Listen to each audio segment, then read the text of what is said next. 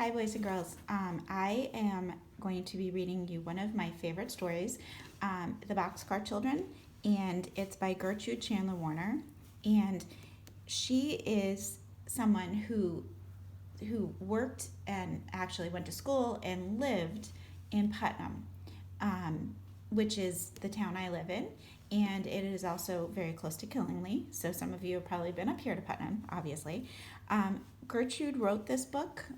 She was very ill as a child and spent a lot of her time at home. And she spent her days looking out her window at the train station, which is now the Crossings restaurant in Putnam. So some of you may have come to that restaurant. They've also made a boxcar museum, which is under construction right now, but it is right near the Crossings restaurant, near the train station. So hopefully when it's opened again, you can go there, and they have a lot of the things in there that you're going to hear about in this story. Another really cool thing about Gertrude Chandler Warner, she was a first grade teacher in Putnam. And my grandmother didn't get to have her as a teacher, but knew her and was in the other classroom. So that really old picture that's outside my classroom door that's hanging up, that's my grandmother's class picture, and she's standing on the steps of the school that Gertrude Chandler Warner taught first grade in. And so I have a very special connection to this book. So The Boxcar Children, and I'd love to read the blurb on the back so you can get a picture in your mind of what this book might be about. One warm night, 4 children stood in front of a bakery. No one knew them. No one knew where they had come from. Henry, Jesse, Violet, and Benny are orphans. Can they find a home where they can stay together as a family? So we've learned something about the characters.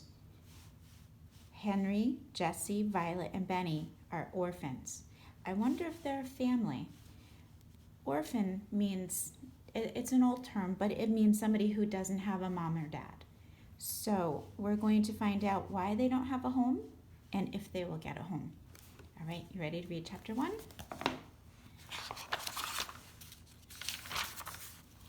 The Boxcar Children. And I love how the drawings, this book was written a long time ago. There are no color illustrations. These are ink illustrations. We have a table of contents. The Boxcar Children. So I see them there. I wonder if we're going to find out who Henry and Benny and Violet and Jesse are. The 4 hungry children. One warm night, 4 children stood in front of a bakery. No one knew them. No one knew where they had come from. The baker's wife saw them first, as they stood looking in at the window of her store. The little boy was looking at the cakes. The big boy was looking at the loaves of bread, and the 2 girls were looking at the cookies. Now the baker's wife did not like children. She did not like boys at all, so she came to the front of the bakery and listened, looking very cross. The cake is good, Jesse, the little boy said. He was about 5 years old. So we've learned something about the characters. Yes, Benny, said the big girl, but bread is better for you, isn't it, Henry? Oh, yes, said Henry. We must have some bread, and cake is not good for Benny and Violet. I like bread best anyway, said Violet. She was about 10 years old, and she had pretty brown hair and brown eyes. That is just like you, Violet, said Henry, smiling at her. Let's go into the bakery. Maybe they will let us stay here for the night. The baker's wife looked at them as they came in. I want 3 loaves of bread, please, said Jessie. She smiled politely at the woman, but the woman did not smile. She looked at Henry as he put his hand in his pockets for the money. She looked cross, but she sold him the bread. Jessie was looking around too when she saw a long red bench under each window of the bakery. The benches had flat red pillows on them. Will you let us stay here for the night? Jessie asked. We could sleep on these benches, and tomorrow we could help you wash the dishes and do things for you. Now the woman liked this. She did not like to wash dishes very well. She would like to have a big boy to help her with her work. Where's your father and mother? She asked. They are dead, said Henry. We have a grandfather in Greenfield, but we don't like him, said Benny. Jessie put her hand over the little boy's mouth before he could say any more. Oh, Benny, keep still, she said. Why don't you like your grandfather? Asked the woman. He is our father's father, and he didn't like our mother, said Henry, so we don't think he would like us. We are afraid he would be mean to us." "Did you ever see him?" asked the woman. "No," answered Henry. "Then why do you think he would be mean to you?" asked the woman. "Well, he never came to see us," said Henry. "He doesn't like us at all." "Where did you live before you came here?" asked the woman. But not one of the 4 children would tell her. Sounds like a mystery. "We'll get along all right," said Jessie. "We want to stay here for only one night." "You may stay here tonight," said the woman at last, "and tomorrow we'll see what we can do." Henry thanked her politely.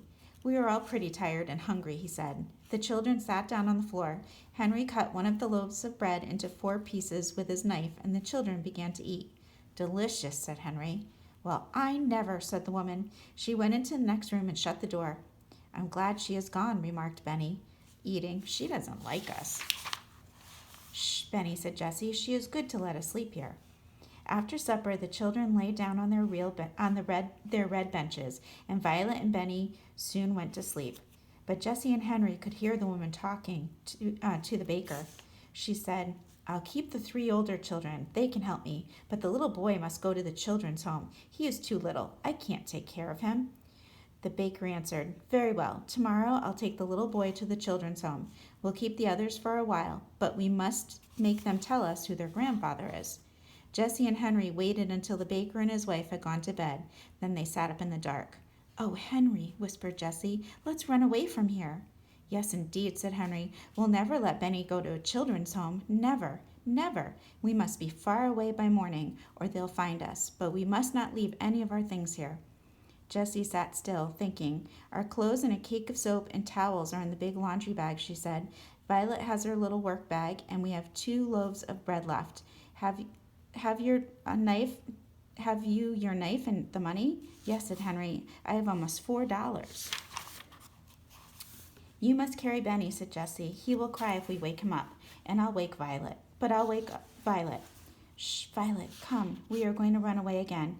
If we don't run away, the baker will take Benny to a children's home in the morning."